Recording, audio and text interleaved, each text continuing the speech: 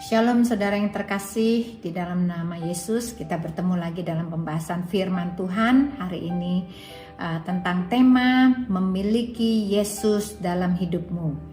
Tapi sebelum kita memulainya, mari saya ajak saudara kita sama-sama kita berdoa terlebih dahulu. Mari kita berdoa. Bapa dalam surga, terima kasih untuk hari ini kami akan diberkati oleh firman Tuhan. Firman-Mu hidup dan akan memberikan kepada kami penerangan, pencerahan supaya kami bisa mengenal Engkau lebih dalam lagi. Terima kasih Bapa, urapi hamba-Mu, urapi semua yang mendengarkan firman ini, mereka boleh mengerti tentang isi hati-Mu Tuhan. Dan biarlah Engkau mengizinkan hamba-Mu ini mempermuliakan Engkau saja. Hanya di dalam nama Tuhan Yesus kami mau bersyukur, haleluya, amin. Shalom, amin saudara. Kita akan berbahas tentang firman Tuhan hari ini, tentang bagaimana rasanya memiliki Yesus di dalam hidup kita. Banyak daripada kita tidak pernah menyadari bahwa memiliki Yesus adalah memiliki segala-galanya. Mengapa saya sebutkan demikian? Kalau kita memiliki Yesus, berarti kita tuh punya koneksi dengan surga. Apa yang Bapak punya kita punya, apa yang anak punya kita punya. Oleh karena itu berbahagialah orang yang memiliki hubungan dengan kerajaan surga. Berbahagialah orang yang memiliki hubungan dengan Allah Bapa dan Allah Anak, yaitu Yesus Kristus. Berbahagialah orang yang hidupnya selalu bergantung kepada tuntunan Roh Kudus. Mengapa kita perlu dan punya atensi yang besar tentang bagaimana kita memiliki Yesus? Jikalau kita memiliki Yesus, kita memiliki semuanya. Jikalau kita kehilangan Yesus, kita kehilangan semuanya. Mengapa? Hal yang pertama adalah Tuhan Yesus adalah sumber kasih. Jikalau kita memiliki Tuhan Yesus, berarti kita memiliki kasih di dalam hati kita. Jikalau kita tidak punya Yesus, kita tidak punya kasih. Demikianlah mengapa banyak sekali orang yang stres dan mereka bunuh diri dan mereka binasa di dalam dosa-dosa mereka karena mereka buntu, tidak punya jalan. Dan hal yang kedua yang menguntungkan, kalau kita punya Yesus, kita punya guru yang baik. Dia akan mengajarkan kepada kita tiap langkah demi langkah supaya kita berjalan di dalam kebenaran. Dia adalah satu-satunya Tuhan yang memberikan kita contoh setiap hari bagaimana caranya kita hidup berkenan di hadapan Tuhan. Itu hal yang kedua. Hal yang ketiga, Tuhan Yesus memberikan contoh dan teladan kehidupannya bahwa dia adalah orang yang sangat taat kepada Bapaknya, taat kepada perintah-perintah Bapaknya, dan dia taat sampai mati. Tuhan Yesus yang kita sembah sekarang ini adalah Tuhan yang luar biasa.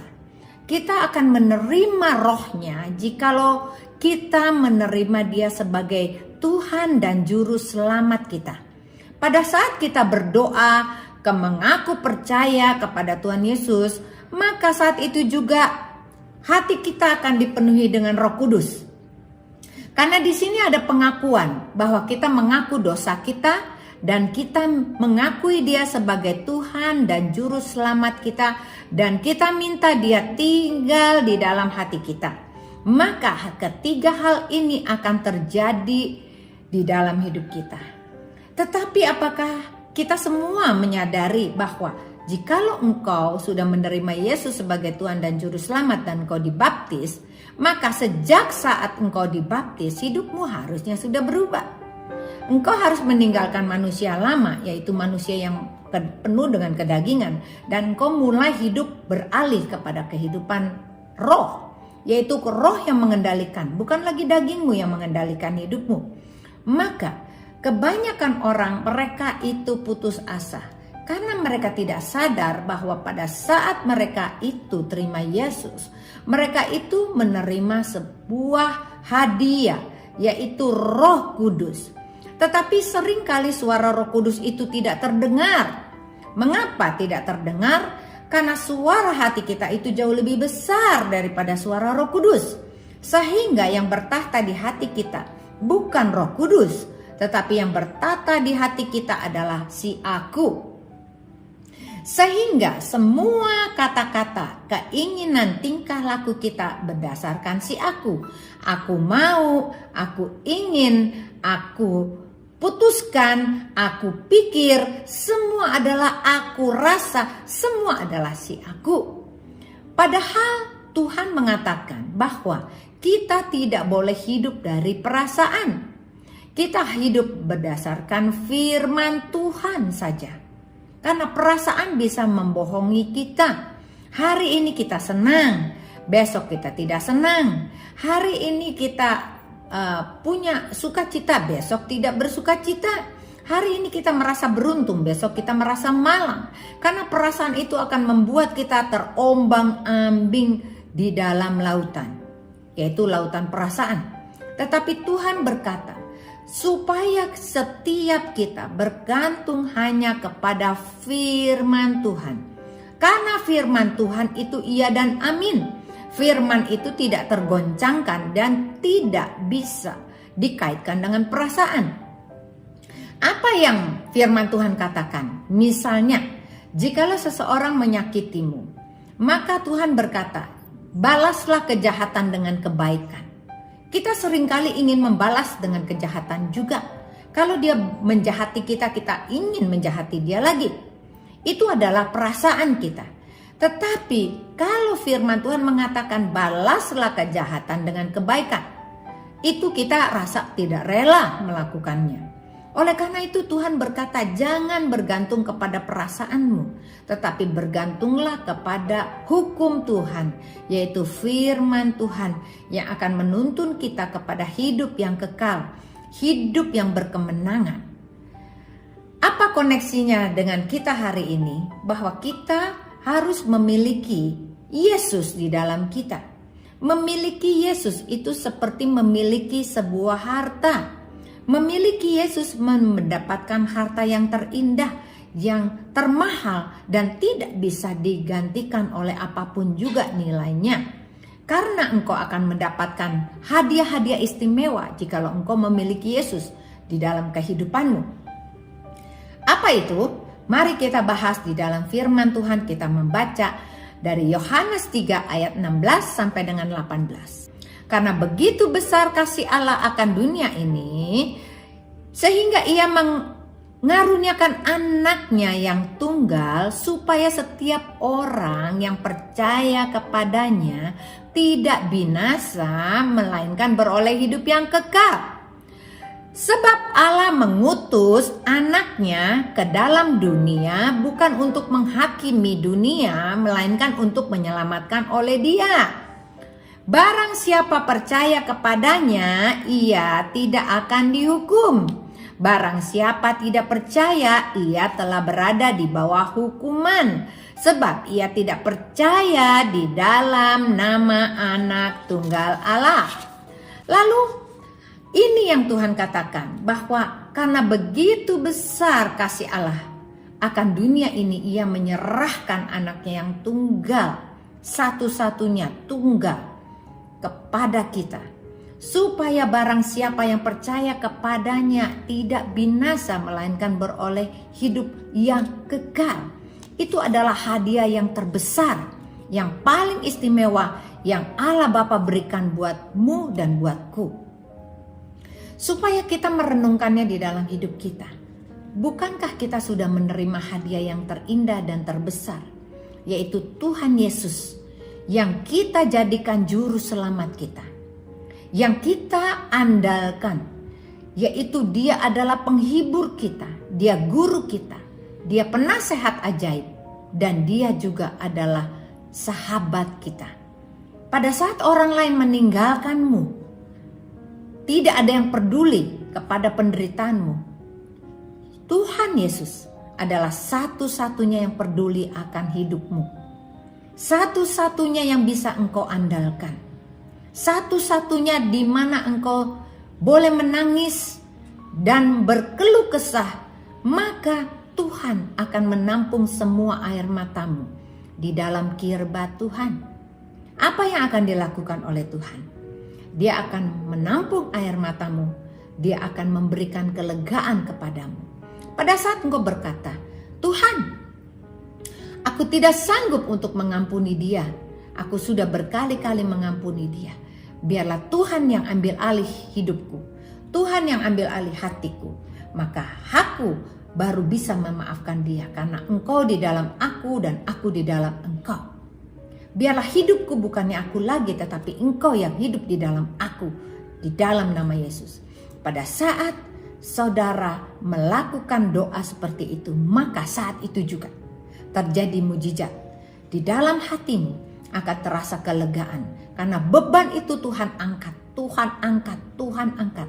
Karena dia sudah berjanji bahwa barang siapa yang mengetuk pintu, maka pintu akan dibukakan. Barang siapa yang mencari wajahnya, engkau akan mendapatkan dia. Dan engkau akan bisa melihat wajahnya. Barang siapa yang mencari Tuhan, engkau akan mendapatkan Tuhan. Ini yang Tuhan katakan. Betapa pentingnya bahwa kita harusnya mengucap syukur senantiasa, baik itu di dalam susah atau di dalam duka, bahwa Tuhan adalah satu-satunya yang engkau miliki, yang tidak bisa ditukar oleh apapun juga. Ayat pendukung selanjutnya juga mengatakan begini, kita akan simak. Yohanes 10 ayat 9 mengatakan begini. Akulah pintu, barang siapa masuk melalui aku, ia akan selamat. Dan ia akan masuk dan keluar menemukan padang rumput. Bukankah kita sering lelah dalam hidup kita? Capek banget. Capek sama orang itu, capek sama suami kita, capek sama istri kita, capek sama keluarga kita, capek sama anak-anak kita yang mungkin tidak nurut. Tetapi Tuhan berkata, akulah pintu. Barang siapa masuk melalui aku, dia akan selamat dan akan masuk dan keluar dan menemukan padang rumput. Berarti Tuhan Yesus akan menyediakan damai sejahtera bagimu dan bagiku. Bagi kita yang mencari wajahnya. Kita tidak akan pernah ditinggalkan oleh Tuhan Yesus sendirian. Dia selalu bersama dengan kita. Dan dia akan menjadi penolong kita. Itu janji Tuhan. Bahwa Roh Kudus yang ditaruh di hati kita. Dia adalah roh penasehat. Dia adalah penolong dalam hidupmu. Oleh karena itu kita adalah orang-orang yang sangat-sangat beruntung. Firman Tuhan mengatakan di ayat selanjutnya, mari kita simak. Yohanes 11 ayat 25 mengatakan. Akulah kebangkitan dan hidup. Barang siapa percaya kepadaku, ia akan hidup walaupun ia sudah mati. Ini adalah janji Tuhan yang luar biasa, yang dipegang oleh murid-murid Tuhan Yesus saat itu. Seluruh murid-murid Tuhan Yesus yang sudah menerima Roh Kudus, mereka percaya tentang namanya kebangkitan tubuh. Pada saat nanti kedatangan Tuhan Yesus yang kedua kali, mungkin kita sudah tidak ada lagi di dunia atau kita masih hidup. Tetapi Tuhan berkata, kalau kita sudah mati sekalipun, kita akan dibangkitkan dan kita akan hidup kembali. Barang siapa yang percaya kepadanya, ia akan hidup walaupun ia sudah mati. Saya percaya bahwa ayah saya akan hidup kembali. Ayah saya meninggal dunia pada usianya umur 80 tahun. Dia sakit, keras, tetapi Tuhan sudah berbicara bahwa Tuhan akan ambil. Karena rumahnya di surga sudah tersedia buat dia. Lalu saya punya pengharapan bahwa suatu hari saya akan bertemu lagi dengan ayah saya. Karena dia mengasihi Tuhan Yesus. Oleh karena itu jangan pernah sedih kalau kita ditinggalkan oleh perpisahan sementara. Yaitu kematian. Karena kematian tidak akan memisahkan kita dari kasih Kristus. Kita semua akan dibangkitkan. Kita akan hidup walaupun kita sudah mati. Bukankah itu janji yang luar biasa? Itu janji yang Tuhan berikan tidak ada di tempat mana-mana. Hanya satu yang berani berjanji, yaitu Tuhan Yesus. Dia berkata, "Akulah kebangkitan dan hidup. Barang siapa percaya kepadaku, ia tidak akan binasa, walaupun ia sudah mati." Kita pegang janji Tuhan ini. Kita pegang erat-erat janji Tuhan ini. Itu keuntungan kita yang kedua. Dan keuntungan kita yang ketiga, yang satu lagi adalah Yohanes 14 ayat 6 mengatakan begini. Kata Yesus kepadanya, "Akulah jalan, kebenaran, dan hidup. Tidak ada seorang pun yang datang kepada Bapa kalau tidak melalui aku." Itu keuntungan kita yang ketiga. Bahwa Tuhan mengatakan dirinya sendiri adalah akulah jalan, kebenaran, dan hidup. Tidak ada seorang pun yang datang kepada Bapa jikalau tidak melalui aku. Oleh karena itu, kalau orang tidak memiliki Yesus, sudah pasti hidupnya binasa. Kita yang memiliki Yesus, kita akan hidup. Oleh karena itu, kita harus bersyukur bahwa memiliki Yesus kita memiliki segalanya. Apalagi yang Tuhan katakan, bahwa Tuhan sudah benar-benar berkali-kali mengatakan, "Akulah jalan, kebenaran, dan hidup." Karena Tuhan Yesus adalah kebenaran itu sendiri. Selama hidupnya Yesus, Yesus tidak pernah melakukan dosa. Dan dia taat sampai mati. 3 karakter Tuhan Yesus, yaitu dia adalah orang yang tidak berdosa, orang yang benar. Perihal pribadi Tuhan Yesus ini adalah luar biasa yang harus engkau dan aku miliki. Jadilah kita orang benar sama seperti Yesus. Hal yang baik yang kedua dari Tuhan Yesus miliki pribadinya, ia adalah menjadi contoh dan teladan dan orangnya rendah hati. Apakah hidupmu dan hidupku sudah menjadi teladan buat banyak orang? Apakah hidupmu sudah rendah hati sama seperti Yesus rendah hati? Itu yang akan menjadikan kita sama seperti Kristus. Pribadi kita disamakan seperti Kristus karena kita mengikuti langkahnya. Kita hidup dalam kebenaran. Berarti pikiranmu benar, matamu benar, mulutmu benar, telingamu benar, hatimu benar, tangan dan kakimu benar. Kita hidup seperti Tuhan Yesus yang menjadi teladan dan juga menjadi contoh bagi saudara-saudara kita yang lain yang belum percaya Yesus. Sehingga melalui kehidupan kita yang nyata setiap hari, orang lain bisa dimenangkan terima Yesus sebagai Tuhan dan Juru Selamat. Apakah engkau juga sudah rendah hati sama seperti Tuhan Yesus rendah hati? Dia dihina, dia disiksa, tetapi dia tidak membalas. Dia menyerahkan semuanya kepada Bapa, bahkan dia berdoa, "Ampunilah mereka yang sudah melakukan ini karena mereka tidak tahu apa yang mereka lakukan." Saudara yang dikasihi, kita harus memiliki sifat-sifat Tuhan Yesus yang sudah diberikan kepada kita pada saat kita terima Yesus sebagai Tuhan dan Juru Selamat. Sifat-sifat itu harus kita kembangkan dan kita praktekkan. Tidak mungkin sifat itu akan menjadi sifat yang tetap di dalam kita dan menjadi milik kita jikalau kita tidak berusaha untuk praktis. Kita harus mempraktekkannya setiap hari. Kita harus memiliki 3 guidance ini di dalam hidup kita, supaya kita belajar setiap hari menjadi Yesusnya keluarga kita. Yesus bagi suami, Yesus bagi anak, Yesus bagi mertua, Yesus bagi saudara kita, bagi ipar kita, bagi besan kita, bagi komunitas kita. Itu yang Tuhan katakan, kita harus praktis. Sama seperti murid-murid Tuhan Yesus juga yang berlatih dan berlatih.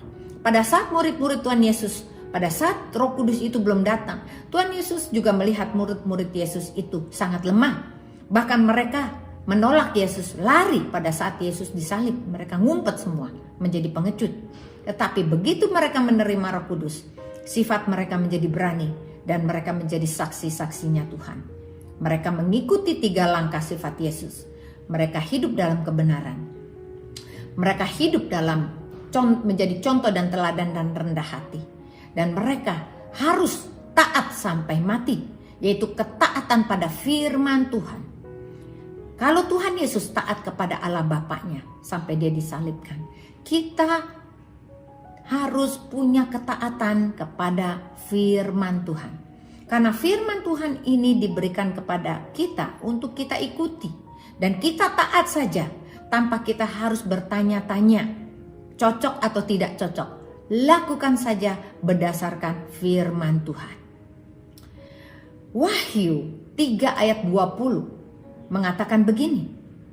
Lihat, aku berdiri di muka pintu dan mengetuk.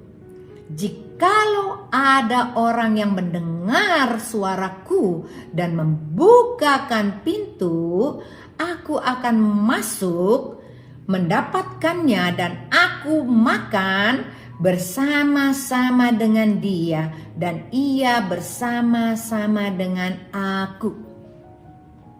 Firman Tuhan ini dahsyat. Karena apa? Aku berdiri di muka pintu dan mengetuk. Selama ini Tuhan Yesus sudah mengetuk hatimu. Apakah engkau sudah membukakannya? Dia selalu mengetuk-mengetuk, ingin bicara dengan kita. Ingin duduk makan bersama dengan kita. Tetapi apakah pintu hatimu sudah dibuka buat Tuhan Yesus masuk? Pada saat siapa yang mendengar suara Tuhan dan kita langsung buka pintu hati kita, maka Tuhan akan masuk mendapatkan kita dan duduk makan bersama-sama dengan dia dan dia bersama-sama dengan kita. Apa artinya? Artinya kita mempunyai hubungan yang sangat intim. Bukan kita tahu Yesus, tetapi benar-benar kita kenal baik sama Yesus. Bahkan kita menjadi sahabatnya Yesus. Kita benar-benar dikenal oleh Yesus. Yesus kenal kita, kita kenal Yesus. Demikian hubungan yang begitu erat yang terjadi. Bahwa dia akan tetap diam bersama-sama dengan kita di dalam hati kita. Itu hal yang luar biasa. Hadiah Tuhan yang terindah di dalam kehidupan kita. Jikalau engkau memiliki Yesus, Yesus ada di dalam. Yesus akan duduk makan bersama-sama dengan kita. Berarti dia tidak akan pernah meninggalkan kita. Dia adalah keluarga kita. Dia ada di dalam kita.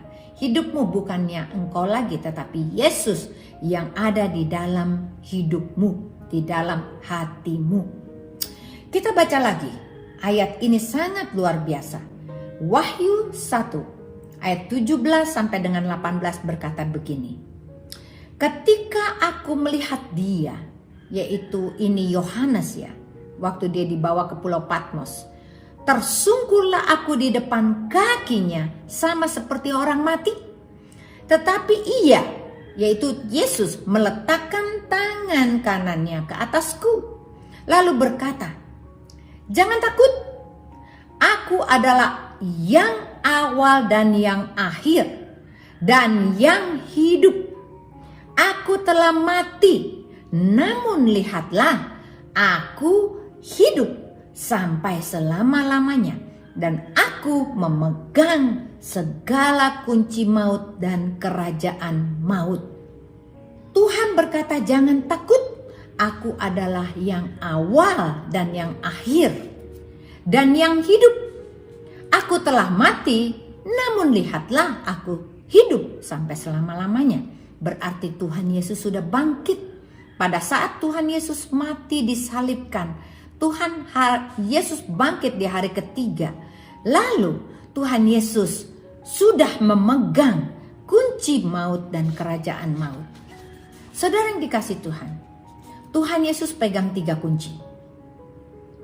Kunci yang pertama adalah kunci maut. Kenapa kunci maut harus dipegang sama Tuhan Yesus? Pada saat Tuhan Yesus mati di kayu salib, dia turun ke neraka. Dia turun ke neraka dan dia bertemu dengan iblis. Lalu Tuhan Yesus meminta kunci maut itu daripada iblis. Dia minta, serahkan kepadaku. Sekarang Tuhan yang pegang kunci maut itu. Lalu dia membuat jalan di dalam neraka itu. Dia bikin dengan darahnya. Dan Tuhan membuat sebuah pintu. Dia selalu mengatakan, akulah pintu. Tadi kita sudah baca, akulah pintu. Barang siapa yang masuk melalui aku, dia akan selamat. Dia membuat pintu di dalam neraka, sehingga barang siapa yang percaya kepadanya tidak binasa, melainkan beroleh hidup yang kekal. Tuhan Yesus sudah memiliki kunci maut di dalam tangan kanannya. Berarti orang yang sudah mati pun, sekalipun dia akan hidup walaupun dagingnya sudah mati. Ini yang disebut dengan kunci maut. Lalu Tuhan Yesus memegang kunci kerajaan maut. Apa itu artinya kunci kerajaan maut? Kunci yang kedua, kunci kerajaan maut adalah dia memegang kendali daripada neraka, yaitu iblis yang ingin merebut manusia, sehingga semua manusia ingin dikuasai sehingga bisa masuk neraka. Tuhan memegang kunci kerajaan maut, berarti Tuhan akan yang menjadi hakim daripada iblis ini sendiri. Jadi Tuhan sudah pegang itu kunci kerajaan maut, berarti kerajaan neraka itu sudah dipegang kuncinya oleh Tuhan. Tuhan yang pegang kuncinya. Kerajaan maut berarti neraka keseluruhan, bukan iblisnya. Kalau maut adalah kematian, maut dipegang oleh Tuhan, berarti kita tidak bisa mati lagi. Tetapi kerajaan maut, yaitu neraka dan isi neraka, itu semua kuncinya dipegang oleh Tuhan Yesus. Dan kunci yang ketiga yang Tuhan pegang adalah kunci surga. Barang siapa yang percaya kepadanya, ia tidak akan binasa, melainkan memperoleh hidup yang kekal. Kunci surga yang Tuhan pegang, melalui jalan dirinya kita akan selamat. Kita akan sampai ke kerajaan surga. Kita akan bertemu dengan Bapa. Kita akan menikmati surga. Dan kita akan menikmati keabadian bersama-sama dengan Dia. Bukankah hal ini luar biasa? Bukankah hal ini yang menjadi harta yang terindah dalam hidupmu dan hidupku? Kita tidak akan pernah sama lagi, karena engkau memiliki semua. Memiliki Yesus, memiliki hidup. Memiliki Yesus, memiliki damai sejahtera. Memiliki Yesus, memiliki yaitu sukacita yang besar, bahwa engkau akan menerima kerajaan surga. Engkau akan masuk ke dalam kerajaan surga. Demikian janji Tuhan. Berarti betapa bahagianya kita, betapa beruntungnya kita jikalau kita memiliki Yesus dalam hidup kita. Tetapi jangan lupa, kita harus mempraktekkan apa yang menjadi contoh dari hidup Tuhan, yaitu hidup dalam kebenaran, hidup dalam keteladanan contoh dan rendah hati, dan hidup dalam ketaatan pada firman Tuhan. Maka kita akan menerima semua hadiah ini dari Tuhan. Demikian firman Tuhan. Mari saya ajak saudara kita berdoa terlebih dahulu. Bapa, terima kasih untuk firman-Mu yang iya dan amin. Kami percaya hari ini menerima firman yang luar biasa, bahwa firman-Mu itu hidup dan ajaib, bahwa memiliki Tuhan adalah memiliki segala-galanya. Kami memiliki damai sejahtera, kami memiliki sukacita, kami memiliki hidup yang kekal. Kami tahu Tuhan bahwa Engkau adalah Allah, Engkau adalah Tuhan itu sendiri, Engkau adalah Alfa dan Omega, dan Engkau yang memegang kunci kerajaan maut. Engkau yang memegang kunci maut dan kerajaan maut, dan juga Engkau memegang kunci kerajaan surga, supaya kami semua tidak binasa, melainkan memperoleh hidup yang kekal. Terima kasih. Jadikan semua firman Tuhan ini rema di dalam hati kami masing-masing, supaya kami hidup dalam kebenaran dan berbuah-buah lebat dalam hidup kami, sehingga nama kami dicatat di dalam kitab kehidupan, dan kami akan bertemu muka dengan Engkau. Hanya di dalam nama Tuhan Yesus kami sudah berdoa dan mengucap syukur. Haleluya. Amin. Tuhan Yesus memberkati.